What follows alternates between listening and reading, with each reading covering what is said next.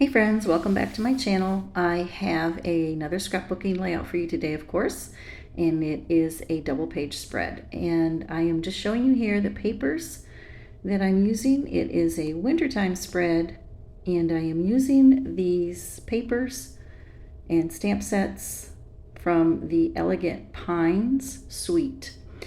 The Elegant Pine suite is absolutely gorgeous. It was perfect for my photos, which you will see in a minute. And I've already done a layout using some of these papers, and I can link that for you up here in a card. But I also wanted to mention that this suite of products is currently on the last chance list. So be sure to check that out. Some of the products are discounted. I believe the dies that go with the snowflake dies that go with this collection are discounted. So you definitely are going to want to check that out. And I will link that for you down below in that description box. So be sure to hit that button that says more and expand that description box so you can find all the links down there. So I am bringing in the layout, and I've already got a good start on it, as you can see.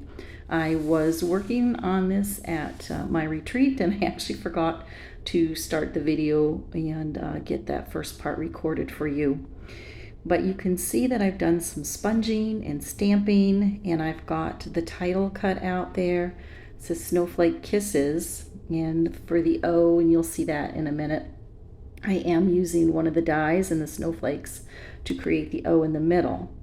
And I should tell you as well, the alphabet that I used for that title, Snowflake Kisses, it's called the a la mode alphabet die. That also is on the last chance list, so you definitely want to be sure that you grab that before it's gone. It's one of my favorites, and I use it quite often in my scrapbook layouts.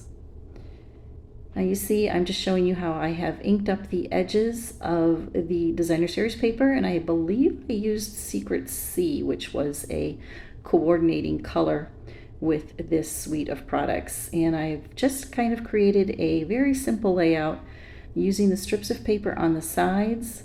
We call that a bookend type of a layout, where you put your designer series papers on the outside of the papers. It kind of makes a frame then for your photos, if you will. And I'm just putting that down with my double-sided adhesive here.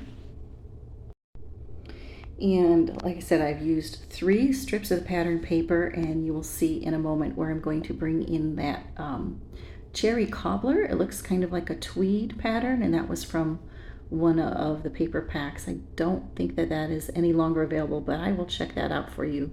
And if it is, I will link that down below. But that was not part of the Elegant Pines designer series paper.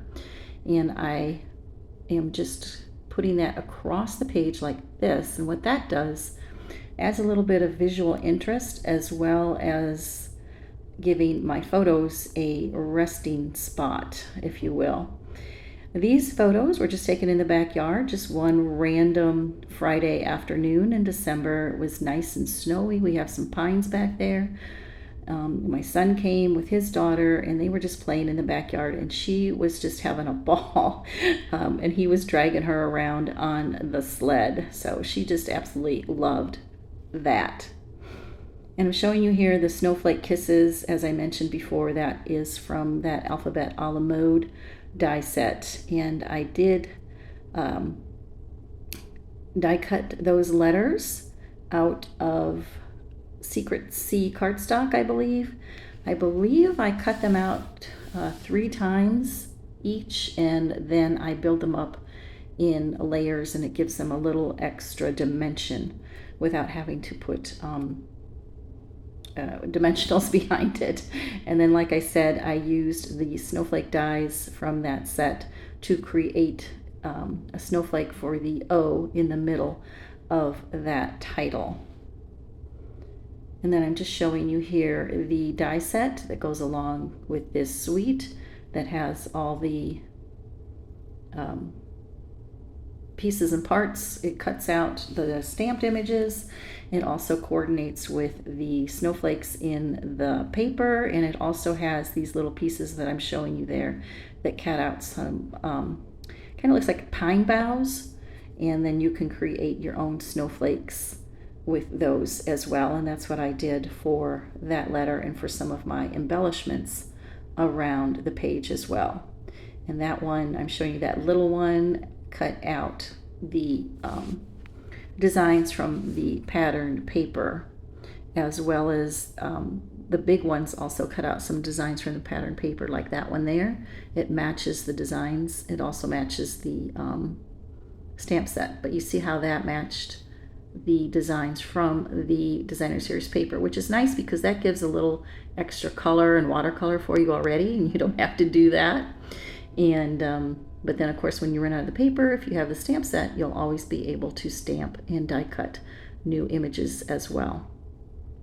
The clusters, I also used some of those standalone dies that create like the pine boughs, and that's what I'm showing you there. And I just actually took that, cut those out, and then I cut them in the middle so that I could use them just like, you know, the one part of it to stick out from the snowflake and create some of the sprigs behind it.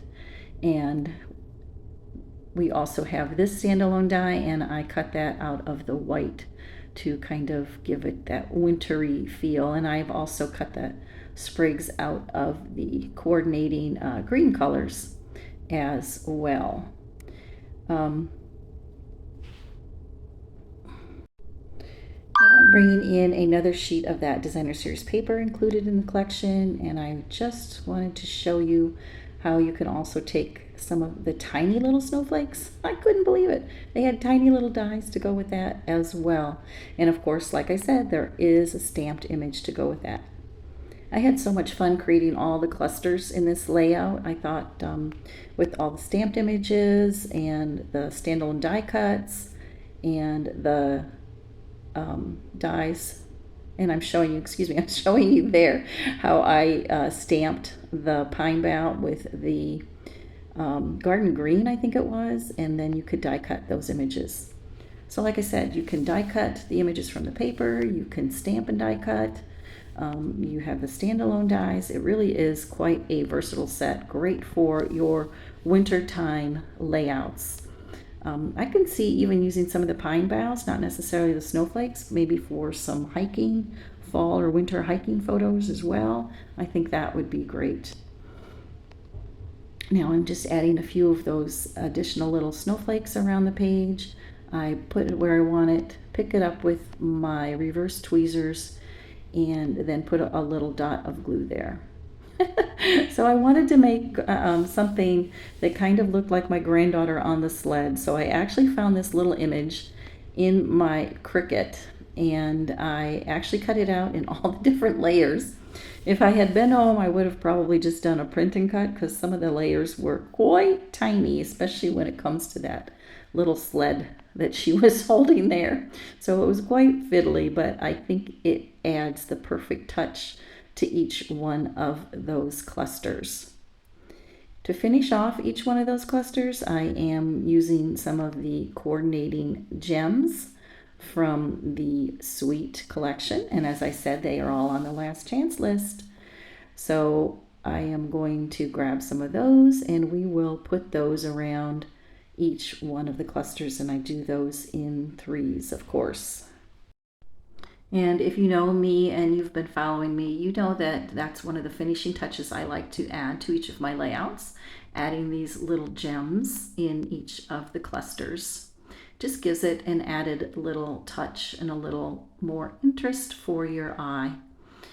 I really enjoyed creating this page. It was so fun to have my son come up and visit us for the day. He was off on the holidays, on the Fridays, so he would come up with Addison, our youngest granddaughter, and we would get to hang out with them. I think we get so hung up on trying to scrapbook the big moments in our lives, the birthdays and trips and so forth. We forget to do these little moments, and I think these little moments are some of the best things to scrapbook. They're just as important as the big moments. And when I look back at these, they just bring a smile to my face, and they help me remember how good life really can be.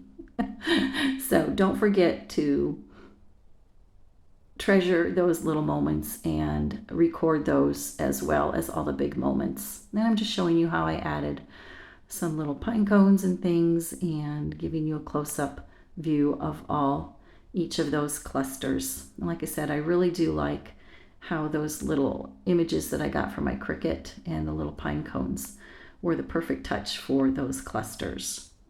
If you like this video, please give it a thumbs up, and thank you so much for watching, and don't forget to subscribe, and I'll see you next time.